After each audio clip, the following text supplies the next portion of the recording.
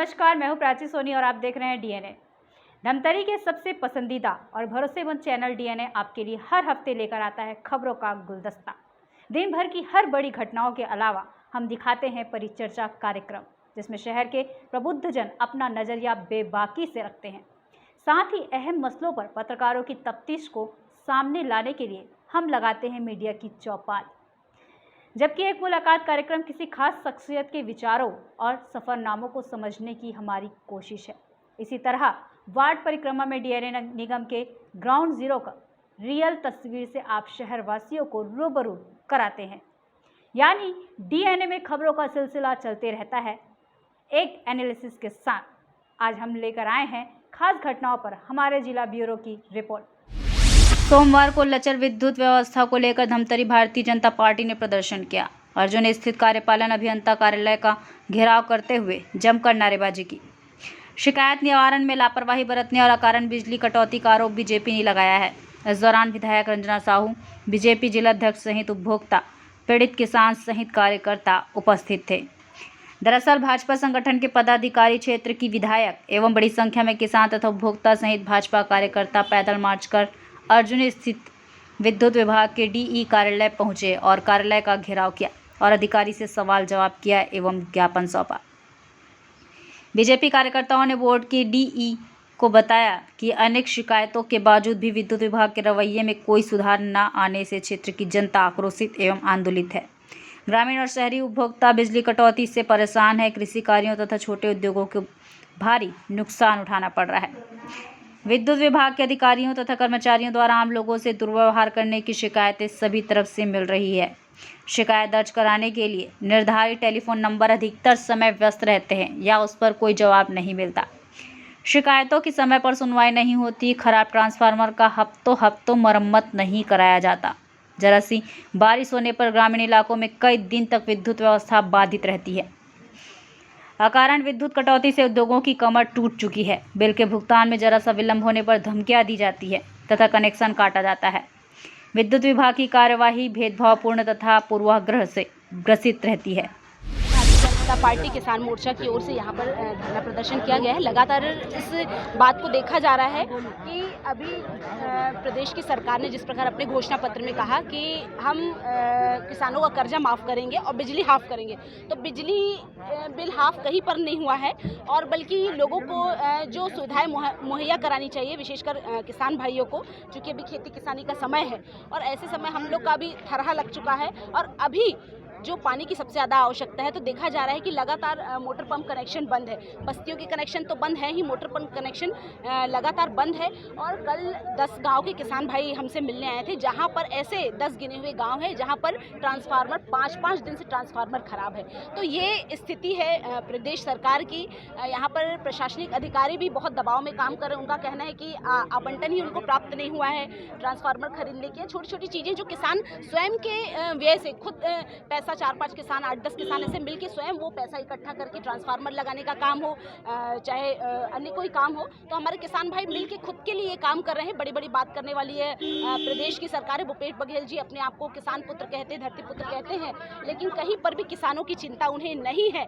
वो किसान विरोधी सरकार है और लगातार जो किसान भाई मांग कर रहे हैं कि हमें समय पर पानी और समय पर बिजली मिलना चाहिए, क्योंकि यही हमारे अन्नदाता भाई हैं और यदि इन्हें ये सुविधाएं नहीं मिल पाएंगी तो शायद प्रदेश अच्छे से नहीं चल पाएगा। छत्तीसगढ़ को धान का कटोरा कहते हैं और यहाँ पर भरपूर मात्रा में धान उपज होती है और यदि किसान इन सुविधाएं यदि हमारे किसान भाइयों को नहीं मिल पाएंगी तो शायद ये छत्तीसगढ़ भी धान का कटोरा नहीं कहलाएगा। तो हमारे भाइयों को अच्छी सुविधाएं मुहैया करानी चाहिए, किसान भाइयों को समय पर बिजली मिलना चाहिए और ये प्रदेश की सरकार है जो किसानों पर कहीं भी ध्यान नहीं दे रही है। ऐसी सरकार जो लगातार किसानों की बात करती है लेकिन किसानों की ओर कहीं भी उनका ध्यान नहीं है और हम सब यहाँ पर मिलकर यहाँ उपस्थित यहाँ के कर्मचारियों को ज्ञापन सौंपने के लिए, यहाँ के अधिकारी को ज्ञापन सौंपने के लिए किसानों को समय पर बिजली मुहैया कराई जाए। पार्टी किसान मोर्चा के नेतृत्व में आज जो स्थिति बिजली की यहाँ पर है, उस संबंध में हम बिजली विभाग को आगाह करने आए थे। लगातार जो बिजली कटौती हम सब देख रहे हैं जब से कांग्रेस की सरकार आई है। सवाल ये तथ्य पूर्वक है, सबूत पूर्वक है कि जब से कांग्रेस की सरकार आई है, जब यहाँ डॉक्टर रमन सिंह की सरकार थी, बरसते पानी में भी बिजली की कटौती नहीं होती थी। हम किसानों की भी बात कर रहे हैं और घरे बिजली की बात करते हैं। आज की स्थिति यह है विगत 1.5-2 सालों से कि थोड़ी सी बारिश होती है, लाइट बंद कर दिया जाता है। 2-2 दिन तक जो खेत के अटल ज्योति वाले जितने भी कनेक्शन है मोटर पंप के, बिजली काट दी जाती है। आंदोलन कर रहे हो, धमतरी की लाइट बंद है। अभी भी धमतरी की लाइट बंद है। ये बारिश हो गई है, अब 2 दिन आप भूल जाइए कि अब बिजली रहेगी। तो ये स्थिति, मैं ये प्रशासन से पूछना चाहता हूँ कि पहले भी उतने ही विद्युत का उत्पादन था, उतने ही आपूर्ति मांग थोड़ी बढ़ी होगी। आज सब स्टेशन उतने ही हैं, जितने भी इनके कर्मचारी उतने ही हैं, फिर ये इतनी विद्युत कटौती क्यों है? जब ये शहरी एरिया में ये हाल है, आप डुबान में चले जाइए। हम कल रिसगांव खल्लारी के हमारे कार्यकर्ता गए हुए थे, वहाँ कई दिनों से बिजली बंद है।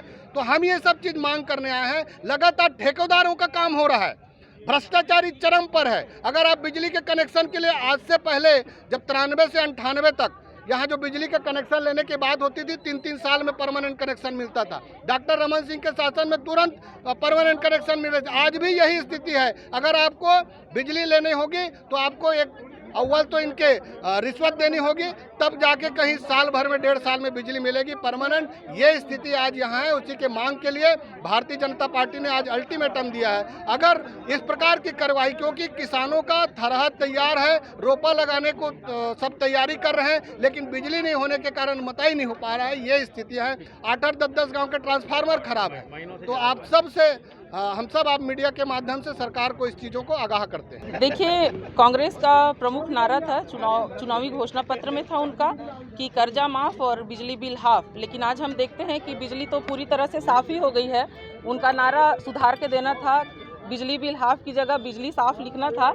आज बिजली साफ वाली स्थिति ही है यहाँ पे, और इसीलिए इतना बड़ा आंदोलन भारतीय जनता पार्टी के द्वारा किया जा रहा है। देखिए, जो भी कारण होगा, सरकार, जब हमारी सरकार थी, हमने पर्याप्त बिजली दिया है पब्लिक में, न किसानों में कहीं किसी प्रकार की दिक्कत नहीं थी। वहीं आज कांग्रेस की 2.5 साल की सरकार है, बिजली की स्थिति किस तरह से है, चाहे हम ग्रामीण क्षेत्र में देखें या शहरी क्षेत्रों में भी देखें, आज हर एक आधे घंटे के बाद में बिजली बंद होती है। और अगर बारिश हो गई है तो वहाँ पर तो 2-3 दिन ग्रामीण क्षेत्रों में लाइट गोल होना स्वाभाविक सी बात है।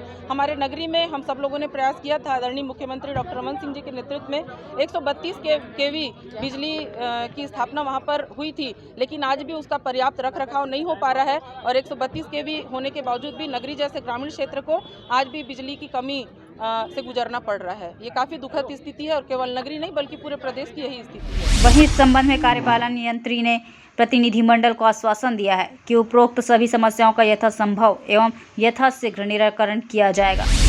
नहीं, अभी ये लोग तो इनका ज्ञापन अभी मिला है। वो लोग थे यहीं पे। एक तो आमदी में जो रामाधार नेताओं है, लाइन इंस्पेक्टर, उसके संबंध में कि उनका तत्काल स्थाना होगा चाहिए, और इवन वो लोग निलंबित करने के लिए भी मांग कर रहे थे। तो विभागी जांच करा के जो उचित होगा कार्रवाई करेंगे विभाग से भी मांग सकते। देखिए, बिजली कटौती कुछ तो अपन इस बार जो प्री मानसून कोरोना कारण से प्री मानसून मेंटेनेंस भी नहीं कराए थे, विलम्ब से करवाए, मतलब 30 दिन तक करा लिए हैं। तो एक बार कोरोना काल में हम लोगों को ये भी निर्देश था कि क्योंकि कोरोना वैक्सीन जो है सब उसको रहते हैं, है ना, फ्री बिजली जो रहते हैं, तो बिजली सप्लाई बाधित नहीं करना है करके, तो मेंटेनेंस इस बार लेट शुरू किया गया था। कब तक चलेगा सर? 30 जून तक कराने का था।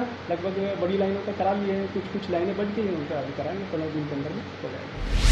तो ये था शहर में घटने वाली खबरों का लेखा जोखा। हम लेकर आते रहेंगे अलहदा तरीके से हर उस घटना को, और एनालिसिस करते रहेंगे खबरों की। आप बने रहिए हमारे साथ DNN न्यूज़ पर। विदा लेने से पहले हम इतना ही कहना चाहेंगे कि आप सभी के सहयोग और सलाह से DNA धमतरी का सबसे विश्वसनीय और लोकप्रिय चैनल बन चुका है। हमें उम्मीद है कि हमारा यह विश्वास हमेशा बना रहेगा, क्योंकि ये आपका अपना चैनल है।